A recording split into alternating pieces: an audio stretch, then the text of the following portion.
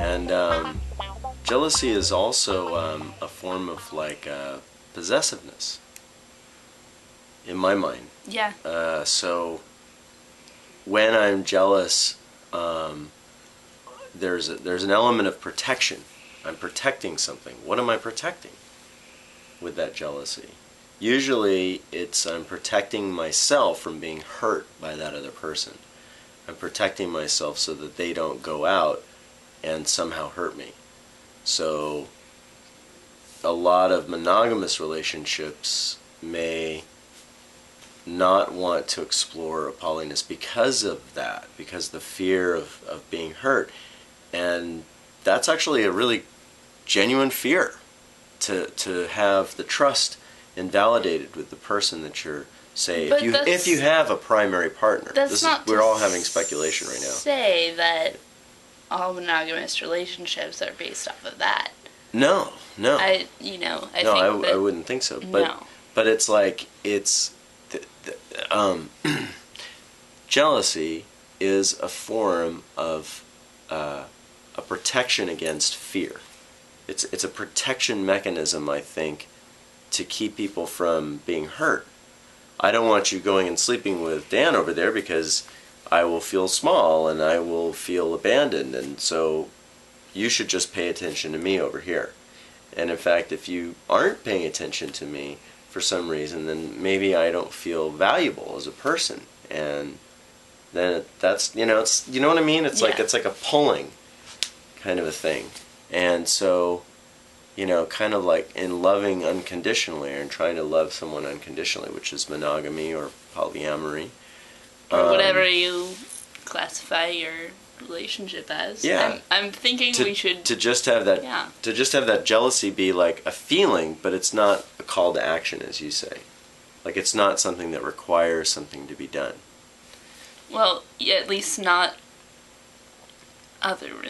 requiring other people to do something. Like, I think it's, if you want to take action yourself, within yourself, without wanting to control the outcome of someone else, that's fine. If you're feeling jealous and you want to go play ping pong because you think it'll get out some energy and you'll move on, then I think that's a great action to take, you know? Totally. There are great ways to come down if you're going down with jealousy.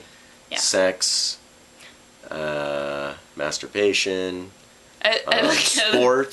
sports, athletic activities, any kind of like cardiovascular thing. Seriously, these are great ways to actually deal with jealousy.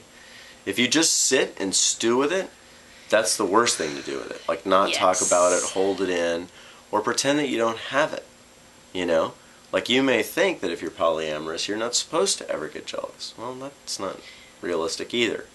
But it doesn't mean that when you get jealous, everyone has to, react to it. That's not necessarily, there have been times where I've gotten jealous, and all it really takes for me is, okay, I'm gonna let myself feel this jealousy and just stew in it for a little bit.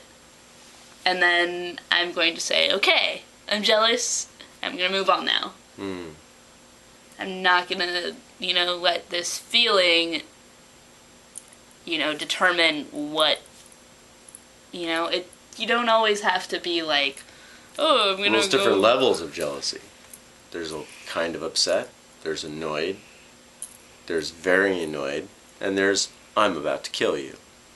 Well, no, there's also, I feel horrible about myself right now. I feel horrible about myself. I want to go... rock, to hide under. Yeah. Yes. But, I don't know. I think everybody has their own ways of dealing with jealousy. It's just, in my opinion, it's not... Usually the answer isn't to go, bother the other person about it. Be like, oh. Uh-huh. Yeah, exactly. That doesn't help anybody. When you go and, take your jealousy and, throw it at the person that you're feeling jealous about.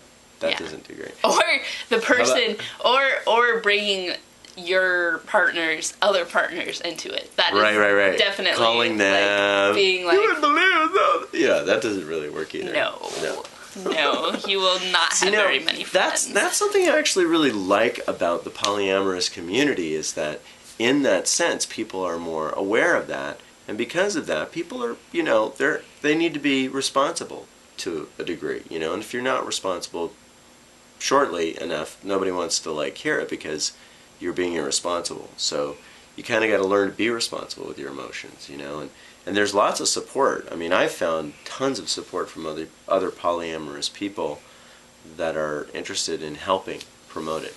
And so I want to talk real quickly about what you would call it, rules, agreements. What agreements? And there's different ways to have agreements within a relationship. And so you could have a relationship with no agreements. You have sex with whoever you want, whenever you want, however you want, and that's what you do. And you could have that same relationship where you tell each other about who you sleep with. You could have that same relationship where you don't tell each other about who you sleep with. You could have a relationship where you need to get approval before you sleep with somebody or before you have a coffee date. You could have the kind of relationship where you only talk about things after you've done them. I mean, it's limitless how many different ways you could have a relationship. But the key is to make it so that you're as comfortable, the two of you, as you can be. And there's no cookie cutter solution, because definitely not. Every joining is just totally unique and different. So there's different ways to have that relationship, and try and stay open to whatever comes. You never know how your relationship might look. It might look very strange to you, but it might be the perfect way for that relationship to really work well. So, try and keep an open mind if you can, and know that if you go into a relationship and you don't have any boundaries around, those tend to be the ones that are the most explosive with jealousy, because those are the ones where you might come home and your partner's having sex, or your main or primary is having sex with somebody and they didn't tell you about it. That's going to be more painful than if they tell you that they're going to do something with somebody. Well, who knows? Some people are really into that, though. Some people might are just get turned on to that. yeah, whatever. Let's all have sex with everybody and just do whatever. But it's totally dependent on the person, and whoever you're being romantic with. It's up to you and your partners to decide what you're comfortable with. Yeah. What do you think? What do you think about this? Please, comment. We want to hear from you. Please, we want your input. We disagree. You totally agree. This is what I do. Tell us about your experiences. We want to hear about, your relationships, whether you're monogamous or polyamorous or somewhere in between. We want to hear from you. And one last thing about polyamory is that I've heard, when it comes to jealousy, that it's been a large reason why people get out of polyamory is because they can't handle the jealousy. So they get in a relationship, they get really caught up with jealousy, and they go, "Whoa, I can't do that," right? But the thing is, those same people have the same kind of jealousies in monogamous relationships. It's true. So jealousy itself is the emotion that we really need to look at, not the fact of if someone is polyamorous or monogamous.